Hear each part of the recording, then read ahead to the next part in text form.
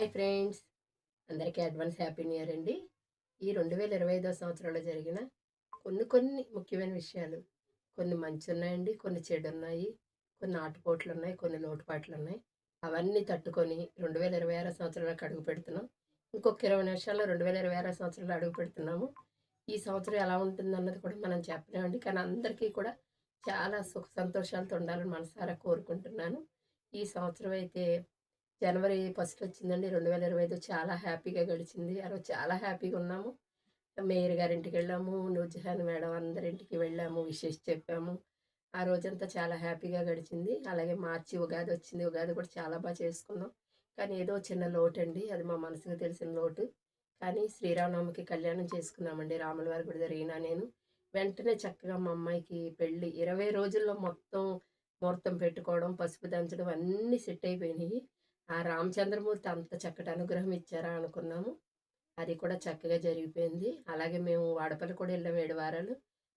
వెంకటేశ్వర స్వామి దయ వల్ల, శ్రీరామచంద్రమూర్తి, బాబా అందరి దేవుడి దయ వల్ల మా అమ్మాయి మ్యారేజ్ అయితే అయిపోయింది.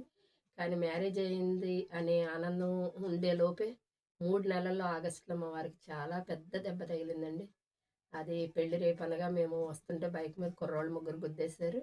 అప్పుడు మేమేం తగలలేదనుకున్నాము. కానీ అది తలకి తగిలి బ్లడ్ క్లాట్ అయిపోయిందండి.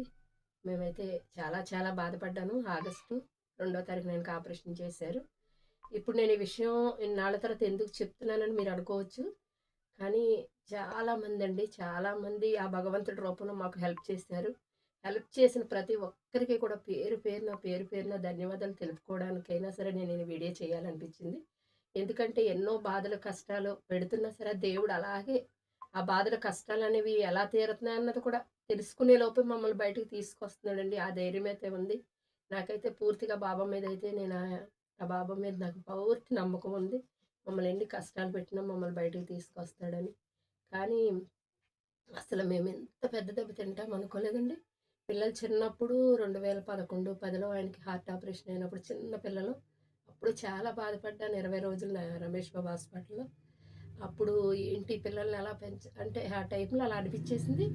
మళ్ళీ కానీ ఇప్పుడైతే నాకు అందరూ తోడున్నారని ఒక ధైర్యం ఉందండి.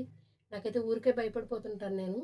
కానీ చాలా ధైర్యంగా తీసుకెళ్ళామండి ఆయన. మేము హాస్పిటల్‌కి తీసుకెళ్ళేటప్పటికి అసలు మనలో కూడా లేరు.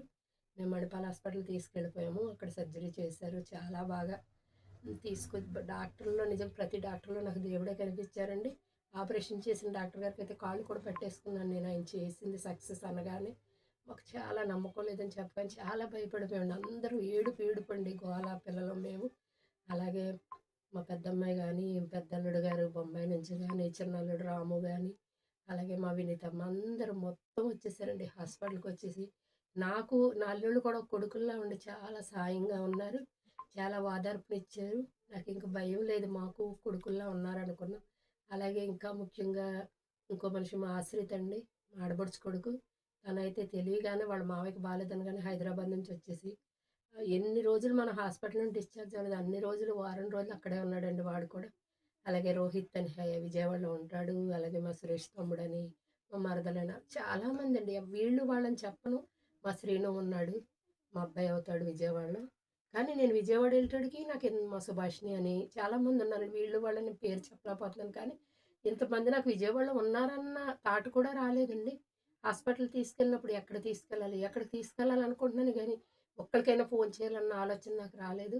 కానీ ఆయన్ని అలా పెట్టుకొని మేము రోడ్డు మీద ఎటు తీసుకెళ్ళాలనే పరిస్థితిలో నాకు ఆ బాబాయ్ ఒక మనిషి రూపంలో ఆయన కనిపించి, "పలానా మణిపాల్ హాస్పిటల్ ఎళ్ళిపోమ్మా ఆయనకి తిరుగుండదన్నారు." నిజంగా అలాగే తగ్గింది ఫ్రెండ్స్. నేనైతే నిజంగా థాంక్స్ చెప్తున్నాను రాము, సంతోషు, అలాగే రోహిత్, సుందమ్మ అందరికీ, వదిన, సురేష్ బాబు. నేను ఒక్కళ్ళని చెప్పలేకపోతున్నానండి.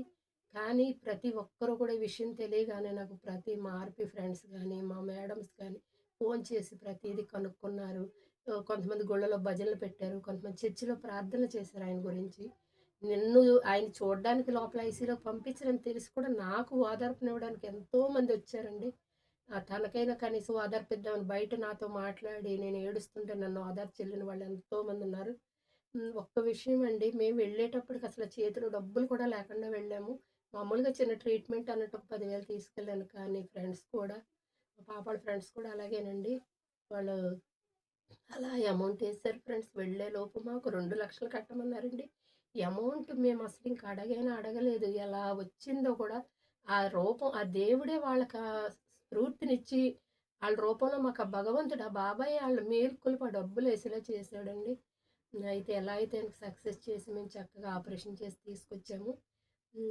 కానీ ఒకటే చెప్తున్నాను ఫ్రెండ్స్, ఎంతమంది మంచితనం సంపాదించుకున్నామంటే మేము, చాలా చాలా ఆనందంగా ఉందండి నాకు. ప్రతి మనిషిలో కూడా నాకు ఆ టైంలో దేవుడే కనిపించాడు. మనుషుల్లో కూడా దేవుళ్ళుంటారు అని అంటారు కానీ, అది నిజం కదా అనిపిచ్చింది. నాకు సాయం చేసి ఉన్న ప్రతి ఒక్కరికి నేను చిన్నవాళ్ళు, పెద్దవాళ్ళు లేకుండా పేరు పేరున కూడా నమస్కరించకూడదని ఆలోచిస్తున్నాను గానండి. దండం పెట్టకూడదు చిన్నవాళ్ళున్నారని, చిన్న పిల్లలని.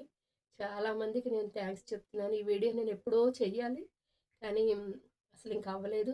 ఇప్పుడు కూడా కొన్ని కొన్ని హెల్త్ ఇష్యూస్ ఉంటూనే ఉన్నాయండి. మా ఇంట్లో జరుగుతూనే ఉన్నాయి. కానీ నాకొక నమ్మకమండి. ఏ బాధొచ్చినా, ఏ కష్టమొచ్చినా మనకి ఏదో ఎదర మంచుంది. ఇదే నేను నమ్ముతానండి. మా ఇంట్లో ప్రతీదీ మేము ఇదే అనుకుంటాం.